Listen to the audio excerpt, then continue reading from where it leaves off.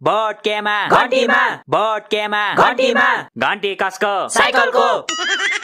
साइकलको होइन के जेन्जीको भन न फेरि है त घन्टी कसको जेन्जीको घन्टी कसको जेन्जीको जेन्जी अब बोल्छ झोलेहरूको चाक पोल्छ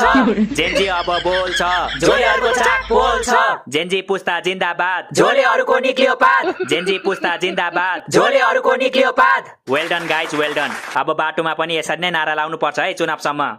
के भन्छ यो बाटोमा यसरी नारा लायो भने त पागल भन्छ हामीलाई सबले भन्नुहोस् न त यदि देश विकास हुन्छ भने म आफूलाई पागल घोषित गर्न पनि तयार छु किन घोषित गर्नु पर्यो त पागल हो भनेर सबलाई थाहा छ त मजाक नगर है यो मजाक गर्ने समय होइन देश बनाउने समय हो तँलाई देशको नक्सा बनाउन त आउँदैन देश कसरी बनाउँछस् म एक्लैले बनाउने होइन नि त हामी सबै मिलेर बनाउने हो देश बन्नलाई सबै नागरिकको योगदान चाहिन्छ बात त सही है ए हो ल मेरो तर्फबाट चाहिँ 2 बोरा सिमेन्ट है यो भन्दा धेरै योगदान गर्न सक्दिन म तेरो सिमेन्ट तैसँग राख 2 बोरा सिमेन्टले देश बन्छ देश नबने पनि देशवासीको लागि एउटा टोयलेट त बन्छ नि त अनि एउटा टोयलेटमा सबै देशवासी अट्छ त कस्तो कुरा गरेको तिमीले अटेन भने पछाडीबाट लात्ती हान्दै ठेल्नु पर्छ नि त मैच्याङ ओइ धेरै बकवास नगर त तँलाई देशको चिन्ता छैन छ नि देशको होइन मलाई त विदेशको पनि माया छ त्यसैले अर्को महिना विदेश जाँदैछु म